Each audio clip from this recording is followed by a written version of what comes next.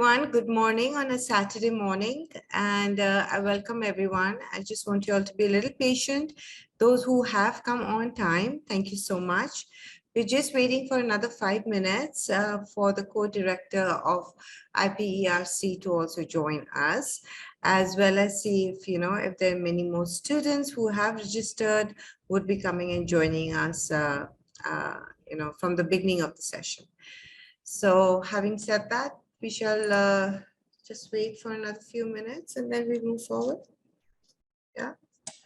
So I'm sure everyone must be quite excited to know what iStar and IPERC research program is all about. Just for those who are already here, I would definitely like to talk a little bit about EdNet consultants. And so basically EdNet consultants, it was established in 2002, and since then it has really garnered fame as one of the best study abroad education consultants in Delhi. But I would like to repeat that this is not just an organization which is exporting students overseas, I would say, but it is also helping the students decide on their career and maybe the best place to study at the undergraduate and the postgraduate level. So we are advising students also for the Indian universities. Yeah. We have placed thousands of students in the top universities around the world, and we continue to assist young, ambitious minds. You will find your best fit university, could be in India, could be in the United States, could be UK, Canada, Australia, Singapore, Hong Kong. With our help, actually, students have been admitted to Ivy League universities such as Yale, UPenn, as well as MIT and many, many more, along with Canadian schools like U Toronto, UBC, Hong Kong, HKU, Hong Kong University, National University of Singapore, Oxford, UCL, LSE, and many, many more. And that also with scholarships. We provide a custom created plan for you to get into your dream college. I want to start with something which everyone here is for, and that is research. So how did research start at EdNet? Research was already there for many years, but it actually formally launched just about 3 years ago, I think in 2020. So what does E.R.I.A.L stand for? It stands for EdNet Research Initiative for Advanced Learning. It originated because we realized that it's important for the students to have some kind of a research opportunity or understanding if they are thinking of going overseas to study, because they are bent to do research. So getting the right kind of experience, exposure, as well as delving deep into their areas, subjects, topics also helps the student to understand where their interest lies. So as I always tell them, that there's no magic wand which is going to come up with the right answers about what you want to study and where your interest is until you do not walk the talk. You need to experience, you need to expose yourself, you need to read, you need to research, and then understand where your true calling or your areas of interest are. So as one of the best, as you know, study abroad consultants in Delhi for almost what has been 2 decades, 20 years of our dedicated service, we understand the challenges which international students face when they are applying overseas. Everyone seems to be doing everything right and correctly. Then why is it that they do not get their admissions, Research could be one of those areas where you can actually impress the admission team. But it does not rest to just doing the research. I think applying the research in your environment, in school or any other area would be more impressive. We're constantly, at this time, encouraging our students to step up their skills, in a manner that imbibes versatility. Taking this approach, we launched at E.R.I.A.L, that is, I just said, EdNet Research Initiative for Advanced Learning in 2020. And through E.R.I.A.L, EdNet started its next phase of the journey in providing a sophisticated range of critical research-based services to its students. Now we come down to the International Partnership of Education, Research, and Communication, which is also known as IPERC. So what is IPERC? IPERC is a nonprofit organization and it is headquartered in Ohio. It is partnered with multiple educational institutions such as schools, universities across the globe in the US, UK, and Canada. Their research program is called iStar, which allows the students of diverse backgrounds, such as maybe students coming from humanities, technology, business, liberal arts, as well as different academic levels, to engage in top level research under the guidance of renowned faculty members from Ivy League institutions such as Harvard, Stanford, NYU. I would say the top 20 universities would be the right way to approach. In the top 20 or 9 universities are anywhere Ivy Leagues, and the rest of the universities such as NYU or even MIT, etc., or Berkeley is one of the top schools in the United States. So you get that opportunity to do this higher level research under the mentorship of these eminent proficient professors. The program is for high school students as well as for the undergraduates who are currently studying in colleges to engage in impactful learning while earning college credits and participating in cutting edge research. It provides the students with that authentic college experience, transferable college credit, and the opportunity to earn recommendation letters from the top professors. Sorry, just a minute. Yeah, so we also get an opportunity to earn, to get a recommendation letter from top universities, whoever is your mentor, whoever is helping you to conduct your research. And I think that's quite impactful because getting a letter of recommendations from such eminent professors surely make a mark in your application. We can also take online courses which is focused on the professor's areas of research, work closely with them to write an academic research paper. The program is for 10 weeks, so where you will get to attend academic writing, workshops, introduction to literature, review, and research methods, the structure of a research paper and writing it. I think this is so important. You know, there was a time when, because as I said, it's been 2 decades and I've been in the academic field as an educator and an educationist since the past 30 years, more than 30 years.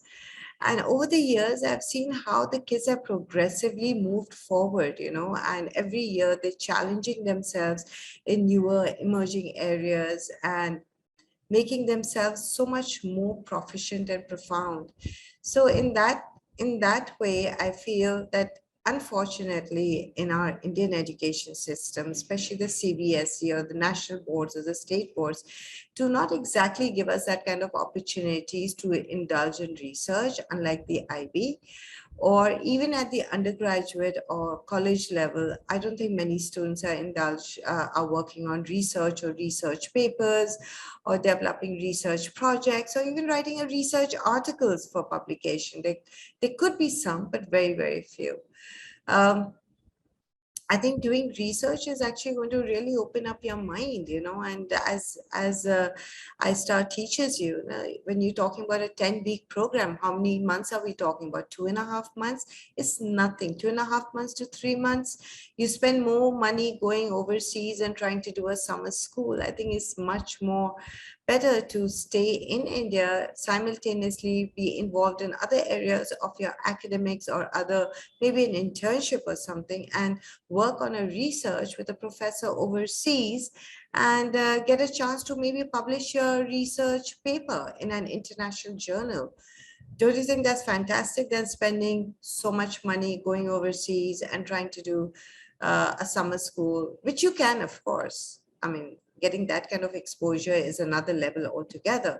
But in case you cannot go for whatever reasons, maybe you're doing internship, or maybe you're in grade 12 and you're really overburdened with academics, you can take out a few hours, maybe a week, to work on a research which is going to make a huge impact in your application.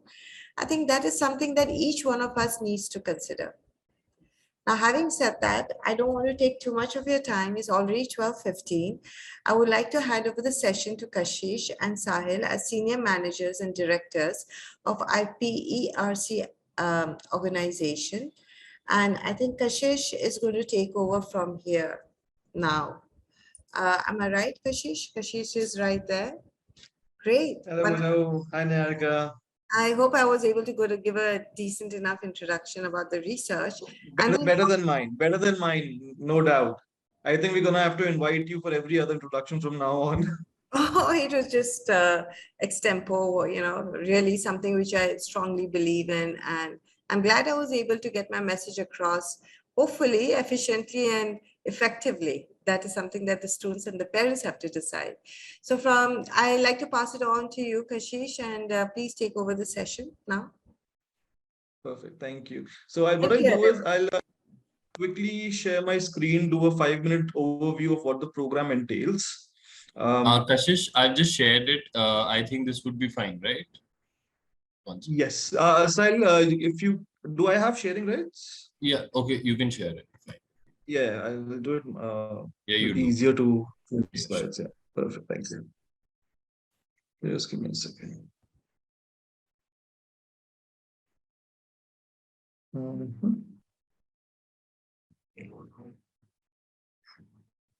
Right.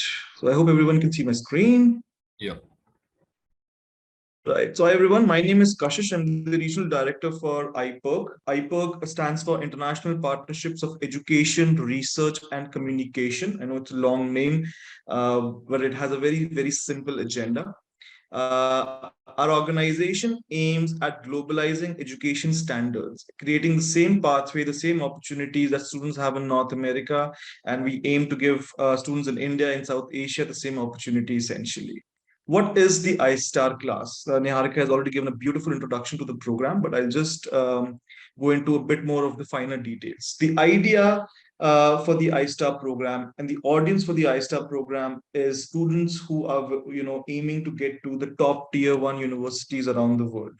Students who are perhaps in their undergraduate years of study, finishing their high school perhaps, and they're looking to get into a bachelor's at the top 50, top 100 universities around the world. They have aspirations to go to universities like NYU, to UCLA, to Purdue, to Harvard, to MIT. Perhaps they're looking to go to Canada. They want to go study at University of Toronto, University of British Columbia. They want to go study at King's College London. So, programs which are highly, highly competitive. Students who are perhaps in their bachelor's, about to finish their undergraduate studies, moving into a master's program, the ones who are looking to get into a research-based master's or a course-based master's program where you only know, that the program is competitive enough to have only 6, 7, or 8 seats in terms of admissions. This program is also for students who have finished their masters and they are looking to get into a PhD program, students who are exploring to get into a doctorate, to get into their respective fields of research, but they don't know where to start from because, like Niharika rightly mentioned, in India, awareness about the importance of research is still not up to the level that it should be, and also a transgression of how to get to that level. How do we apply for PhDs? How do we, what is needed? How do we secure funding? Most importantly, this is also for students who are not only trying to aim to get to tier 1 universities or good PhD programs, but to also get scholarships and additional funding wherever possible. The iStar program is a research-based program which lasts for about 10 to 12 weeks on an average, depending on the student's performance. This is a very, very personalized program. Research is personalized. And like any other research program, you are supposed to have a supervisor who is guiding you throughout your research, who would be your guidance mentor. And along with that, you will have an entire infrastructure of teaching assistants and the other team assisting you with your day-to-day writing and your academic tasks. The program allows you to essentially come in and meet a professor of with respect to the field of study that you choose. You will be doing academic research for a total period of 10 weeks. And at the end of the program, when you finish your research writing, you will be able to publish that paper in an academic journal. You will get a proof of publication. You will also get a letter of recommendation from the professor who was overseeing your project, and you will also get a research credit which you can take forward to any university you're going overseas. Now imagine, as a student, as an undergraduate student at the age of 17 years old, we have our aspirations to go to tier 1 universities worldwide, not just in India or anywhere in the corner of the world. And imagine making an application to universities and say that, right, I want to apply for a program, for example, bachelor's of computer science, and you know what, I have written a research paper on artificial intelligence with a professor from Harvard University. My name is associated with their name. Here's a proof of my publication. Here's the paper I published. Please have a look through this paper. I also have a personal letter of recommendation on the official letterhead from, let's say, Dr. Witkov from Harvard. And here's the proof of that letter of recommendation. I also have a research credit that I could like to transfer to your university. When an application like this reaches the university's admission desk, you automatically end up in the tier 1 top 1% of their applicants, and resulting in your selection. Not only this, we've had students graduating from the iStar program who have not only gotten admitted to their dream schools, but they were also able to acquire much higher scholarships. We've seen students acquire over 50%, over 80% scholarships in a lot of universities that they've applied for. Ideally, this would not have been possible because when you're making applications for the top 100 universities overseas, and especially based in North America, it gets extremely competitive, and they're looking for the edge. They look at every application, they look at, they want to see what is different, what more have you done than the generic curriculum which is being followed in your home country, right? What makes your application stand out to others? And this program allows you to have that experience, have that exposure, be mentally prepared. Not only it's not only about getting admitted to these universities, not only about getting scholarship aid, it more importantly, it's also about how well prepared I am to have a successful academic life at the institutions I want to aim to. Because when you're going from a country like India to the US or to Canada or to any other country, perhaps that matter for that matter, there's a transition period. There's something called the academic shock, which we generally refer to the difference in the education system that we have over here and over there, the approach to education, right? So this program teaches you and prepares you for a life, for an academic life that you would have in universities, and especially in the top tier universities. Getting there is one story, and coming out of those programs successfully is another. So this program gives you that entire wholesome experience. We have students from all across the world. We have students from India who've been part of the program. We have students from Vietnam, from Philippines, from China, from the Middle East. We have students from Europe. Of course, we've got students from the US, students from Canada, engaging in this program at all levels of education. So students finishing their high school, students finishing their bachelor's, and also students who are looking to get into a PhD program. This program has been a very essential and important guiding tool for them. This is the kind of publication you will be publishing your paper in. iSteam is one example there, based on the subject that you are looking to pursue, whether you're looking to write an academic paper in artificial intelligence, or perhaps you want to do one in theoretical physics or economics or business studies. Your coordinator at IPERC will help you identify the journal you'll be publishing your paper in. They will also help, once you make an application to this program, there's a selection process. If you are selected to the program, your coordinator will then help club your profile with the best available faculty. Now, the unique point about the iStar program, the most important fact is who is the faculty. So as a basic benchmark, the iStar program and IPERC as an organization promises you this, that your instructor would be coming from the top 30 universities in the US, or top 5 universities in the UK. So professors from universities like Stanford, from UCLA, or professors like Dr. Kier from New York University, professors like Dr. Witkoff from Harvard University. That's the kind of faculty you have. So automatically being associated or having an opportunity to learn under somebody at their caliber is an enormous opportunity and not to be missed. This is the sample of the published paper. Of course, this is an academically intensive program. It is a program where you have to be focused. At the end of the day, you're the one who's doing the research under the professor's guidance, of course, but you're the one who's doing the research. You're the one who has to write the paper. They cannot do it for you. So how do we make it happen for you? Apart from the professors, we have an amazing staff of teaching assistants who would be in touch with you on a day-to-day basis and help you write your paper. So they'll help you with concepts like plagiarism. They will help you with concepts like referencing, right? They will ensure that you're up to date and you know what the formats are. They will also help you do your basic research, or if you have any doubts on a day-to-day progression level, they will be always available for you. So all you need to do is write an email or just text to your coordinator, and they will ensure that you can have a one-on-one session with your teaching assistant as well. This is a sample layout of the program. So of course, you have a program orientation, which is the first session. After that, we will have 4 sessions of academic writing. So this would be basic introduction of how to write a research paper, how to do basic research, what is plagiarism, what is referencing, what's the basic format, etc. And then you jump into your core fields. The reason we also have teaching assistants and professors separately is so that when you're talking to your professor, when you're talking to your supervisor, you can focus on your core subject, you can focus on the core research topics and your main concerns, so that you can make you can use time efficiently that you get with your professors, and then the other parts can be managed with the help of your teaching assistants. So you got 8 sessions that you will have one-on-one or in a very small group directly with your supervisor, and then you would have 7 sessions with your supervisor as well as with your teaching assistants to summarize and write your final paper and to be able to publish it. But your journey does not end here.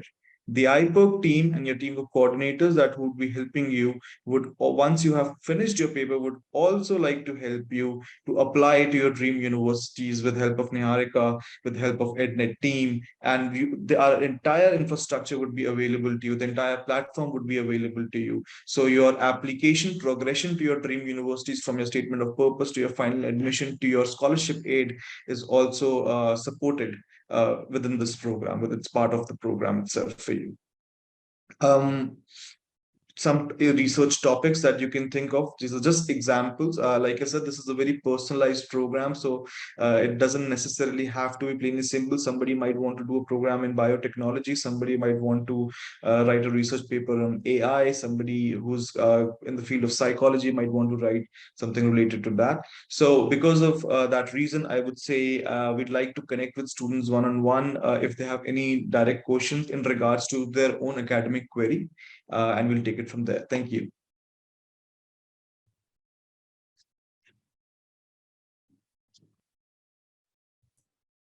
That was wonderful, Kashish. And I think you gave us a complete detailed process about how to conduct the research. And I believe that, it's so beautifully done in steps that I don't think anyone should have any kind of a problem. If anyone has any questions, you can just ask us right now. Can you just close the presentation right now, Akash? No. So does anyone have any questions? Okay, Arnav Singh, is it necessary to have a research paper in the subject of our major? But it's not necessary, but see, it depends on what level of education you are. So, for example, a student who comes to us and says, I want to apply for Bachelor's of Science in physics or theoretical physics, right? To them, we would say, why don't you write a paper in relation to that major, because that will help you get accepted into that program. So yes, if from that point of view, if you have a major in mind that you want to pursue and you're looking to get into a program specific to that major, then absolutely. Otherwise, there's no compulsion as such. You can always pursue whatever academic interest or topic that you have. I hope that makes sense. Yes, I definitely agree with you, because sometimes what happens is that the research paper also helps you to understand your interest, whether you're enjoying doing research in this particular area. Do you really want to take it up as a major or not? Or you just decide after the Absolutely. research, hey, this is not exactly what I Yeah, want this to is not do. for me. Yeah, This is yeah, not for I me. agree with But that. at that time, you've already done your research and everything. And surely, I'm sure you can use that research paper for even if you're applying to a different major. But Absolutely, if because it you're is a sorted, wholesome experience. yes, is how to do it basically. And also that I always prefer students to do the research in their year 12 instead of year 11, because by then they are a little more oriented and much more focused about maybe what is the area of study that they would want to do, and focus their research in that particular area of study. I agree. And students, when they, by the time they reach class 12, they develop a sense of maturity, a sense of target of what they, where they want to go. Absolutely. So does anyone have any other questions? Come on. You put on your There's videos, please, because first of all, when the videos are not on, I don't even know whether you exist there. Mhm. Nischay. There's another question says, if we are writing a paper in physics, will we have an opportunity to do an experimental research or a theoretical research? So, of course, since, see, ideally, if you're writing a research paper, you can do either. But because this is a program which is being taught online, remotely, and you're doing this from your home country, unless you have the infrastructure to do the experimental research program, we would suggest you do a theoretical research program, especially in subjects like physics, because theoretical experimental research would require a lot of infrastructure. Yes, So you if you have have. access to that infrastructure, it can be possible. Next question. Do the student paper get published in your specific journal, or there is some list of journals that they get published? Do you have a list of journals? I would like everyone to switch on their cameras. I mean, this is a personal request, because it makes me feel terrible that I'm addressing just blackboards here with their names written on it. Thank you so much, Vidisha. Sia, everyone, please put on your cameras. Niharika ma'am hates to address a blackboard. It's okay. I understand it's Saturday morning and you may not be dressed to your best. It does not matter. But at least we will know that we are uh, addressing, a set of students instead of, I don't know, you could be sleeping and having your Zoom meet on. So I would really appreciate if you would put on your camera and keep your camera on. Do not switch it off. Please keep your camera on. Yeah. I mean, as soon as I'm done, I don't want you all to switch it off. Thank you so much. I really, really appreciate your strong cooperation on this. Every time I go on Zoom, I tell them that, even before I go on Zoom, I tell them that, listen, you want to come to Niharika ma'am's session, you better make sure that you have your cameras on, because I do not like to address a dark, a blackboard, as I would say. I don't think It's you the would little like. things that prepare you for the future. These are the little things that prepare you for the future. Exactly, and especially right now, what if I and Kashish and Sahil, everyone put off their cameras and you're just having them? Why even bother to have a virtual? We can just do it through Zoom, or we can just do it through a group on WhatsApp, and we could be sitting anywhere and listening to the session, or maybe just not listening to the session at all. So coming back to this, let me say this, that do the student paper get published in your specific journal, or there is some set of list of journals? Of course, we have a list of journals, and that is something which even Kashish will share it. If you need some testimonials, we also have testimonials. Am I right, Kashish? Do we? Yeah, we've got testimonials. We have a list of journals like the ISTMAC journal, like Sage Publications, for example. So, If anybody like to, they should Google Sage Publications, the name. It's a very big global company. They're into academic publishing. And we find journals, we try to identify journals which are fit as per the topic of publication as well, right? So that they get the maximum audience. absolutely. So if it's a science journal or maybe something with social sciences, the journals differ. But even in the high school area, I mean, when we have students who are studying in high school and they want to publish, I'm sure we have some kind of a support where they can publish in high school journals. Even Harvard has its Absolutely. own journal for publication. So we can definitely do that. Please Absolutely. put And on your cameras. universities like Purdue University, for example, are partners here. For faculties from these such universities are partners there. So your students will always have that platform available to them. They don't need to be worried about which odd corner my paper would be published in. This would be a quality program and with a quality publication. That's the basic assurance you have when you have faculty members from Yeah. such tier one universities overseeing the program. That gives you that level of assurance. And not only that, I'm sure these mentors and professors would not want their students' work being published in some secondary or commercial Absolutely. journal. They're Absolutely. also going to help and guide you, because at the end of the day, remember, it's a win-win situation, just not for you, but even for them to have their Yeah. students' work being published. So. Absolutely. When we say our name gets associated with their name, it is also the other way around. Their names get associated with ours, Exactly, right? exactly. And such people, such professors from top tier level universities are not going to compromise on that. But still, I'm sure everyone must be wary about what is the kind of publications and where the students' work has been published previously. That will be shared by Kashish. Am I right? Absolutely. Right. Absolutely. We will So, share the relevant yeah, material with I'll you. You can share. forward it to all the students. Great. We have a brilliant kid here, Gia. She's absolutely fantastic, and it gives me a lot of pleasure to do her application. And if she can do the research program, I would really be very happy. So is Ramira here.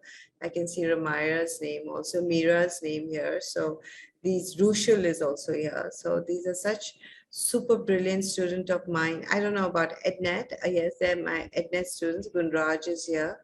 So I'm sure if you have any other questions, how to go for publishing the paper, whom to approach is the next Oh, question. the student doesn't need to be worried about that part. Like I said, it's all integrated within the program, so they will have a natural progression throughout. Once they are clubbed or they're matched with their professor, with the supervisor, they'll go through the program. Once they finish the paper, they will automatically be forwarded to the coordinators, who will then help them with the publishing and do it on their behalf along with them, right? So they don't need to at any point be worried about that. Will I be abandoned after writing the paper? Where does the program end? Like I said, we go all the way from the basic introduction to the publication of the paper, getting you the relevant certificates, getting you the relevant letter of recommendations, and then also assisting you further to get to your dream places, wherever that may be. Yes, I mean, come on, this is like a total win-win situation. So how many of you all have actually done research or would like to look into research? Of course, you want to have some more information, and that is why you have joined this session. But maybe let's hear about our students, let's see who is doing their own personal kind of research, want to go more deeper into it, or undergraduate students who are now looking at moving forward in their postgraduate and would now, like to learn or do more research or, go for maybe something like MS plus PhD or something like that. Can we have a little background about these students too? Don't you think so, Kashish? Would you like to know about the background? Absolutely, we'd love to interact with some of the students. I think there's a lot of quiet which needs to be taken away. Yes, of course. So let's have Meera. How about Meera? Meera is so amazing. She has fantastic. She's so interactive, and uh, I think she has a lot of substance in her. And Meera, hi Meera. I'm seeing you after such a long time. So Yes. Meera, yes, she's absolutely amazing. And Meera, what did you think? I mean, is this something that you would like to do? I mean, you would like to delve deep into some topic, some area, learn a bit more, and have the backing of a good professor to help you move forward into the university of your choice? Oh my God, definitely. I think the presentation which Kashi sir put up was definitely very informative, and the steps were very easy. And of course, I mean, it would definitely help putting up on your resume. And of course, even the point you made about like the topic. Suppose I do a research paper on history, and if I may not be really interested in that topic, and then that will also, clear up my future decisions as I go ahead. Like, because currently I'm in high school, so I'm in the 11th grade right now. So suppose I do a history research paper and I don't enjoy that, then I think that may clear up a few, avenues that, okay, I'm not interested in history, so I won't do a major in history. So I think it would like really help, especially high school students. So I think I would definitely enjoy doing that, in fact. Meera, what you just rightfully said about, there was someone who said, what if your research under was the one, that is, it's not on the subject of your major, as you said, when you do research, there's a time also you understand whether I'm passionate about it or not, and that helps you to make important decisions. But that doesn't mean that you cannot publish your paper, and that doesn't mean that you do not know how to do research. In fact, you know how to do research. And I think that's what the universities would like to know. And if you're applying to a country like the United States, they like to see that versatility. They may not just want to see student doing something which they're doing a research on, but want to understand their other interests also. Yes, ma'am, definitely. That is true. Very nice. Thank you so much, Meera. Thank you. Sharing that. What about you, Jia? Let's talk about Jia. Jia, you have anything to say? What is your opinion? I mean, she's another one of our very superlative students. Tell me, Jia, what is your opinion? I think the presentation was so insightful. I would definitely want to do some research. I'm hoping to do majors in eco. So I'm obviously gonna try and research more on some eco related topics. And if I'm interested in it, I am interested in it. And it'll be so good if I could get them published. It'll be so good in my resume. Yeah. So I have a question. You said something very interesting, that I want to research on some of the topics. Don't you think, Kashish, that let's say if Jia has an idea, okay, she wants to do research in economics, but she's a little confused, but does not understand under which area of research do I want to move forward under the field of economics. Maybe initially she can have a dialogue with the professors and understand from them as to which areas that she can look into for research. Do you think that's going to be possible? That's the one of the most basic questions that we get from every student, especially at an undergrad level, because it makes sense to be confused at that stage at times. So what happens is we have a set process in place to ensure that the student gets the right answers. For the iStar program, the student has to make an online application, right? When they make that online application, they have to submit a short essay, and which also the idea is not only to assess their eligibility for the program, but to also assess their level of interest in the topics that they're discussing in that tiny brief. Once they submit that application, they have an interview to go through, right? In that interview, they will have a coordinator who will go through with them about the different programs that they can be part of, try to give them clarity about any doubts that they may have in their mind, so that by the end of that interview, they also have a very clear idea what program and what subject or exact topic would be the best fit, and the student can also be on the same page. This then also allows them to identify the right faculty for them. Yes. so true. I mean, there is definitely a process, I mean, I'm sure a lot of people remember something, that just because you're interested in the iStar and you want to do research does not mean that the professor might take you in. You really have to, the professor too needs to have that full confidence in you all that you will do the research and continue it successfully, because remember, they're eminent people, and they really don't want to be involved with kids or maybe undergraduate kids who are really not very serious about it. And that would not be a nice thing. So yes, there is a process for selection too. Am I right, Kashish? Absolutely, absolutely. And you rightly said so. We are dealing with, you know, people who've been faculty members at tier one university for years, and these are not junior faculty members who are some. Most of them are head of departments there, right? Wow, I So mean, we that's have to so keep that in amazing. mind. I'll give you an example. We've had so many sessions where our students have been able to get absorbed in the same universities where the supervisor came in from because of that high influence, right? Even though we all know admission committees are separate, but having a letter of recommendation from an HOD or from their own faculty does make a Yes. difference, I right? mean, this is very interesting, even for a graduate students. Can someone, whoever are graduate students, can you just do a wave if you don't want to put your camera on? Maybe you can just wave and put your hands up so I can come to know if there are any graduate students here. Could you do that, please? Can you just wave? Can you just raise your hands? Are you trying to say? Hello, Hi, I Ravi. am undergraduate student. I am in my final year of bachelor's in biotechnology. Oh, So lovely. that's Fantastic. So what are right. your plans, Rhythm? Let's hear about your plans. I mean, in the final year, you must be wanting, and you must be in the process of putting in your application, or you must have identified what is your areas of interest, what do you want to go for your master's, or with a PhD. I don't know what your plans are. So how do you plan to do it now? Because you're coming through Uh, the application periods too. yeah.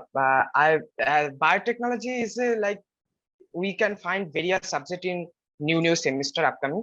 So still now I am kind of exploring the subject more, and there is particular a plan in my mind. Like I am in my major is biotech, but I am kind of interested in artificial intelligence. Oh, So I wow. am thinking about artificial intelligence in biotech. So this is I am thinking about doing in my upper studies. So that's it. I'm kind of making like a statement of purpose or related to the research But paper. when you're making your letter of purpose, then have you got any kind of an exposure or any kind of an experience where you've learned artificial intelligence or read about applying Uh, artificial intelligence in biotechnology and then putting in your application, or you just like writing that I'm interested? I mean, I just for my own curiosity. yeah. Basically, in my GE, my college helped me to learn about the program or language something. And in Biotechnica, there is a total a organizer. So in Biotechnica, I learn about the thing about the artificial in biotech, that how much in future that will help to explore the biotech field. So after that, I'm really glad that I doing the course in biotechnica, and then my I think about this, and I kind of interested in this field. So I want to explore more about this field, and I'm doing some short course about the programming language, which is related to this field. And Yeah. after doing this, I the more I doing this, and more I love it. Okay. So Lovely. that's why I decided about this plan. So Yeah. it's still processing. I'm not sure about this till Maybe now. it's a good idea to do some kind of a research, in this particular area which you're talking about, which will give you a more deeper understanding of, I love it, and now I love it more because I've done some research on it, and I Yeah. find that this is where I want to move my career towards. So Yeah. that could have a very good impact. So Hmm. great, Rhythm. If you need any help, you know who to tap on. You Yeah. We will be more than happy to help you and move you towards the program if you need any kind of more details about the research, right? That's Okay. fantastic. Thank you so much for sharing your background. It was really nice. Yeah. Anyone Thank else you. who's there who's going in for their masters? Is there anyone else? Nobody else? Okay, great. So anyone, Arnav, you have any questions? Not as such. Pretty clear. Very clear. Rushil, what about you? You were really interested in research. Yeah, I was really interested in research, and as the program said that we'll be able to interact with teachers so that I'll get a deeper understanding. My topic is AI. So if I decide to do a research in that, I'll be very interested to converse with the faculty members and research deeply in the topic. Okay, fine. So, you can always get back to us. As I said, the best part about it, I know where the high school students are concerned. The schools are going to start in another couple of days, and you're going to go back to school after 2.5 years of being online. It's going to be a little stressful, a little tiresome. I know that. But the best part about this online research is that you can sit with your correct me if I'm wrong, Kashish.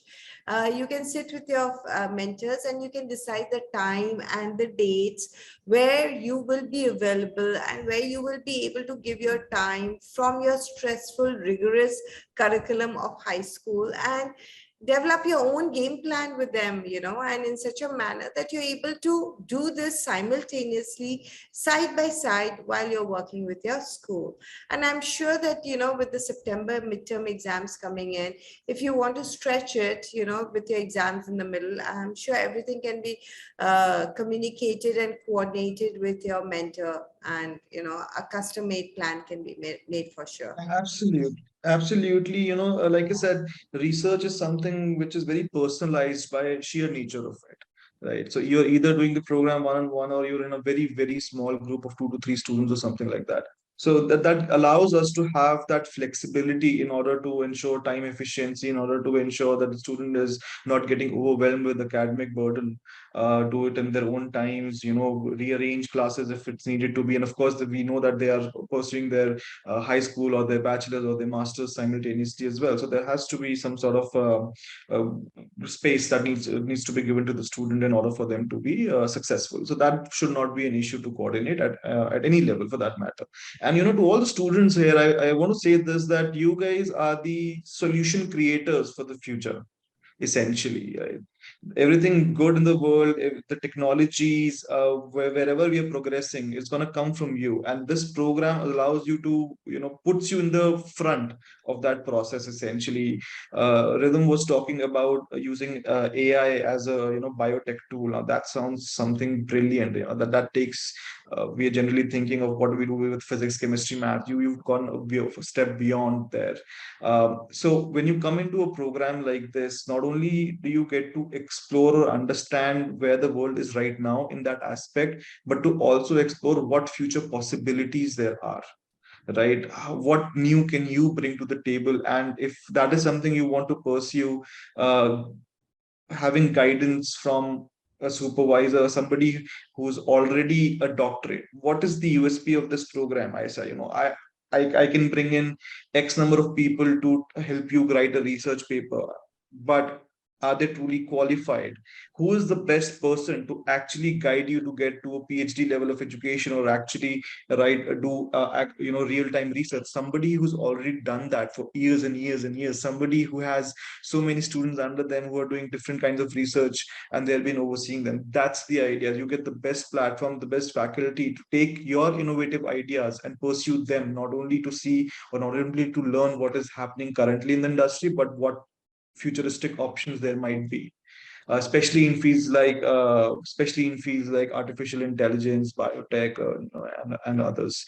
And on that note, I just want, we've been talking about faculty for so long. I missed one part which I would really wanted to share. If Sahil is here, Sahil, can we quickly share the screen? We have some of the list of professors. It's long, but we have a short PDF of some of the professors we have on board, just to give you an indication what kind of faculty you have. So these are, like I said, not professors who just reached these universities or from tier 2 or tier 3. Professors, distinguished faculty is with whom you'll be interacting, and to also show you the kind of varied topics that you can go to. This is not just about AI. This is not just about computer science. Somebody who's interested in film studies, somebody who's interested in art, somebody who's interested in economics.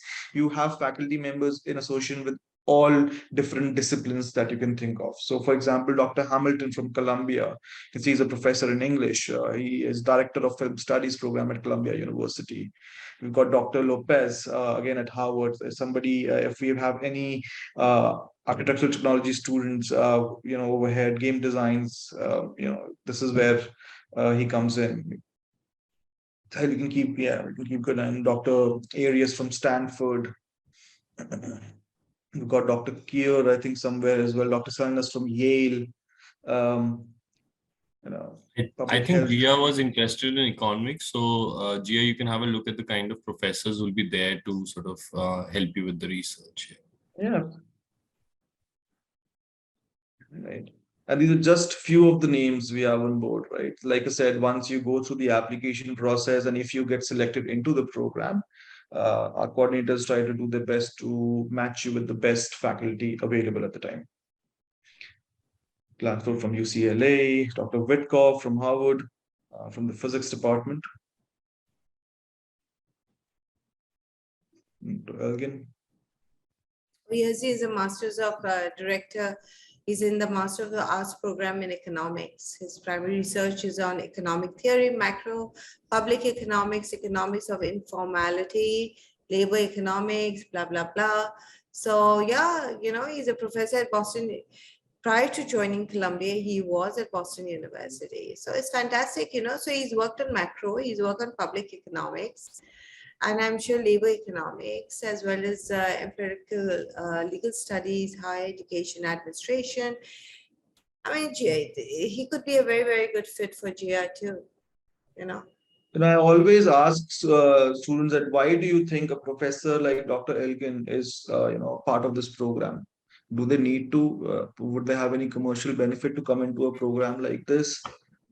They're at such high distinguished level. They don't really, that's not the purpose here. The purpose here is that all these universities, these professors, they want to see two reasons. The first, they want to see more diversity into their classroom. When they talk about their own faculties, they talk about their own undergraduate, graduate, and PhD candidates.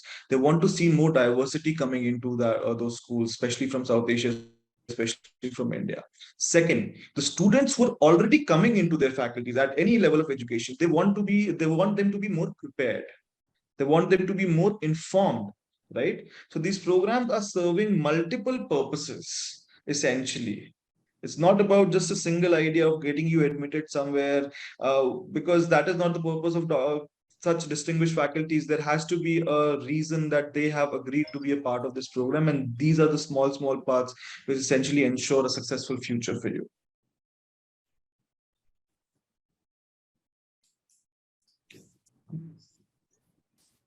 Great, I think that's fantastic, yeah. Yeah, I think that gives us, the idea that I wanted to show. So you can stop sharing the screen. That's not a problem.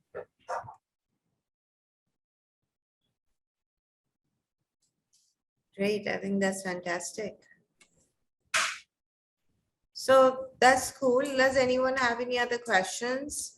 I'm sure, once you have an idea of research and what we're going to do, Kashish, is we're going to go through all our students one by one, ask them about their experience and what they're interested in, because I believe that getting being mentored is your first step. If you're looking at going to maybe the United States of America, just imagine learning. It's your first experience of learning from such eminent professors firsthand, even before you step into that soil.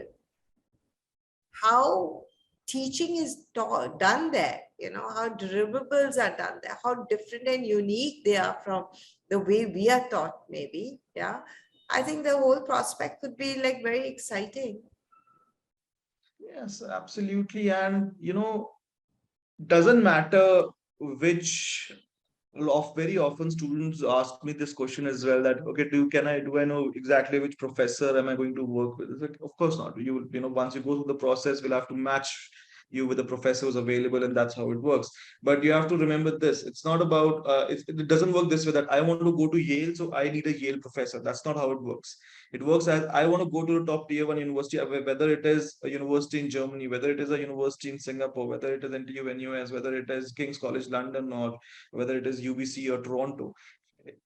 Regardless where I want to go, when I go to these schools and I present them a paper that I've written with the other top 1% of the university's faculty member, which is a renowned name, a renowned university, and a renowned faculty, it will have the same impact. It will have a better impact, as a matter of fact, because it is an accreditation which has been given by another distinguished university, or a professor. So there's no cross content there. There's no saying that, oh, you know what, because I did a program under you, can you get me inside the same university itself? It remains clean that way as well. So the platform again remains enormous, and we try to do the best mapping for the student as well, and they'll have the entire process sorted for them. Great. Is there anything else that you all want to share? Ramira, Arnav, Anna, Jia. Ramira, yeah, you want to share something? You wrote something for Yale too, right? So you want to share anything? She's an amazing writer, Ramira. Thank you so much, ma'am. She's absolutely brilliant. And you know, people like her are the kind of people who will really make, like, of course, I see everyone here, Meera, Jia, everyone here, who's even Gunraj and Arnav and all these kids, they're absolutely fantastic. So I'm sure if they're given that kind of an opportunity firsthand to learn from a top professor in the United States, I think that's the best way to move forward, in my opinion. But then, of course, rest is up to everyone. Right, Kashish, does anyone have any other questions? Jeeval, she's also superb. She's absolutely fantastic. What about you, Jeeval? I mean, I have such A-star students here. I mean, this whole screen is filled with A-star students. Tell me, Jeeval, you have any questions? No, I had. You wanna give a little background about yourself? Put your camera on. Everyone would love to hear about your background. She's a multifaceted, very, very diverse student. Jeeval, do you want to put your camera on, please? No? Yes. Actually, I just joined after I came from a class. That's why I couldn't really attend the whole meeting. But if you have any questions, I'm sure Kashish can share. I tried to grasp whatever I could at the end.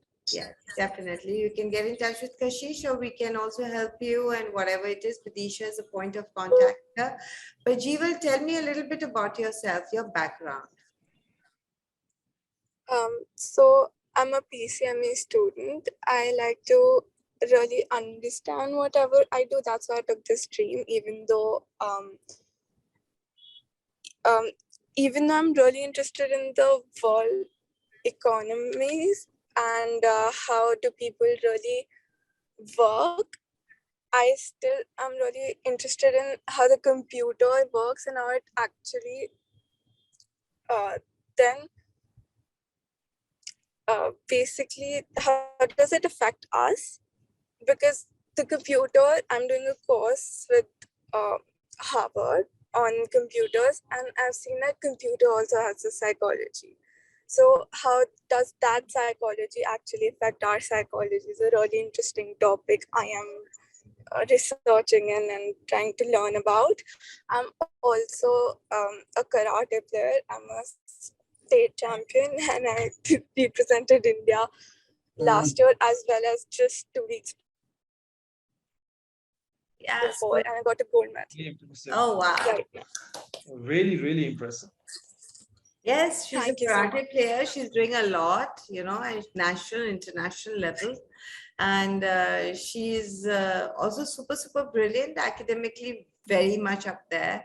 This is something very interesting, which you talked about, psychology of computers. Is that what you said? Yes.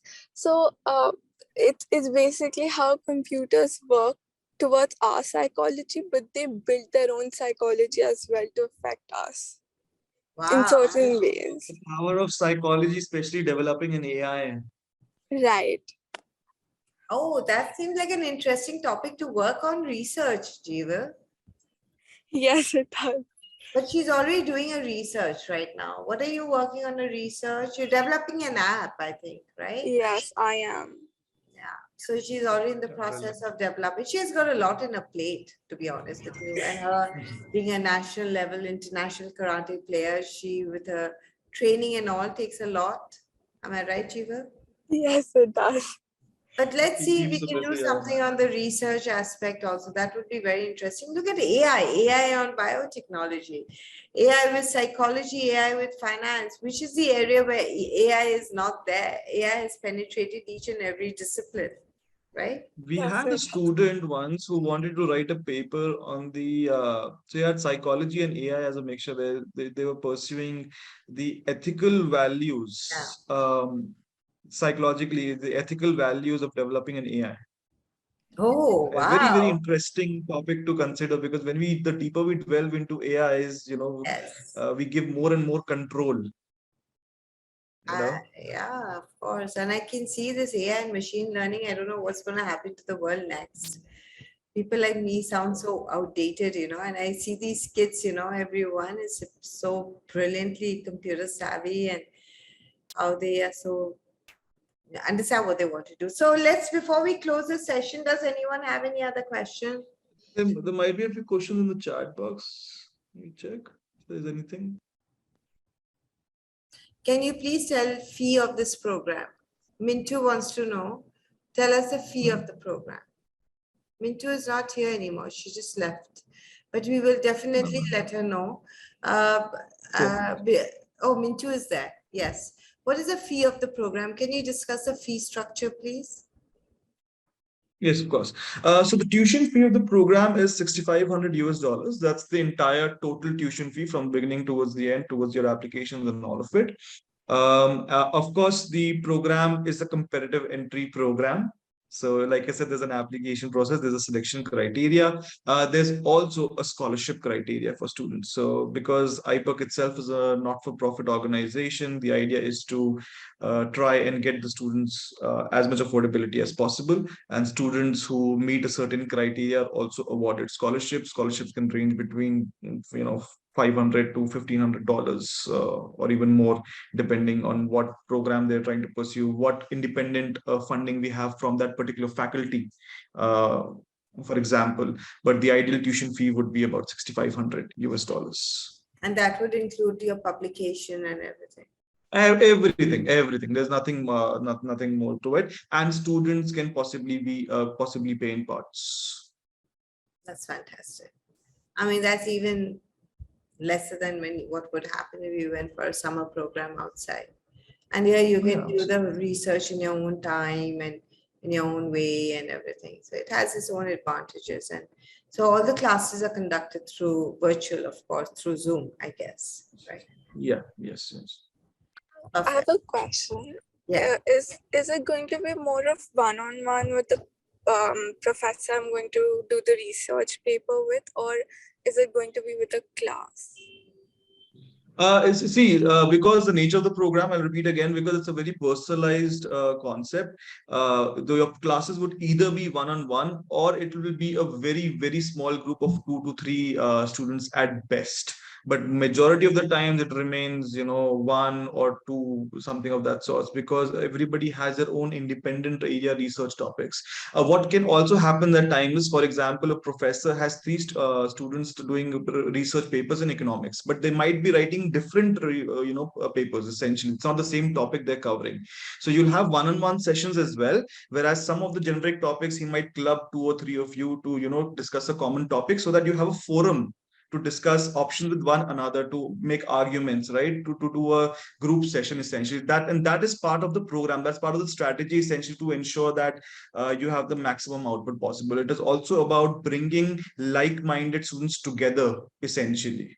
It's so much more better, to have a forum, and at least not a big group, but 2 to 3 is good, or even 2 is good, It's not always about just having it one-on-one as well. Sometimes having a small group of 2 to 3 students is actually beneficial for the success as well, because that is what the program demands, essentially, for you to be able to explore and argue about, go to and fro about a concept that you're discussing or you're looking into, essentially.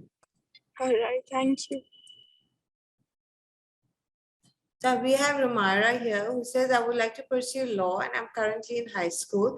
I have virtually no specialized knowledge of the subject. Would I still be able to participate and make valuable contributions to the program? Absolutely, you would. Absolutely. Again, the purpose of the program is to create awareness, to bring you at par. So if you're not there yet, we would like to take a chance to bring you, to introduce you to the program, and perhaps you'd like to explore it further on once you once you finish the iStar program as well. So there is no prerequisite that you need to have prior experience or any prior subjects that you must have been enrolled in.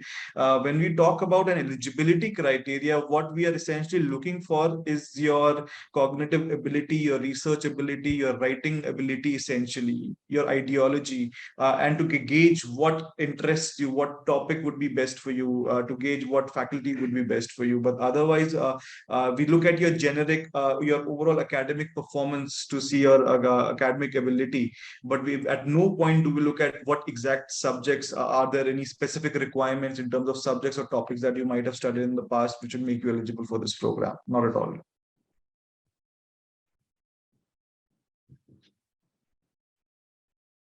Perfect. Right, sounds really good. Anyone has any other questions? Okay, wonderful. So thank you so much, Sahil and Kashish, for coming in today. Your session was absolutely brilliant, nothing less than brilliant, and so informative. And I hope the students are able to understand what opportunity they're getting. It just makes me go back to my time. I mean, we were not given anything. We just did everything on our own. And the kind of opportunity that is being given to them. And if anyone has any questions, please get in touch with Vidisha. Vidisha will give you the closing statement. She's the point of contact at EdNet for all iStar research. And she's put her details. She's already put her details as well as a telephone number on the chat. And if anyone has any further questions, you can get in touch with Kashish too, but it's the best to route it through EdNet, and we will be more than happy to get in touch with you. So someone's trying to connect you now. Yeah, so Deepa wanted to know if the fee structure. Deepa, you can always get in touch with Vidisha. She will give you this 6,500 scholarships, how's the scholarship based, whatever it is. And if you want to get in touch with Kashish, we will help you with all the details too. Asta, you have any questions? I believe you're just connecting in right now. So, Vidisha, you want to give the closing statement, please? Yes, ma'am.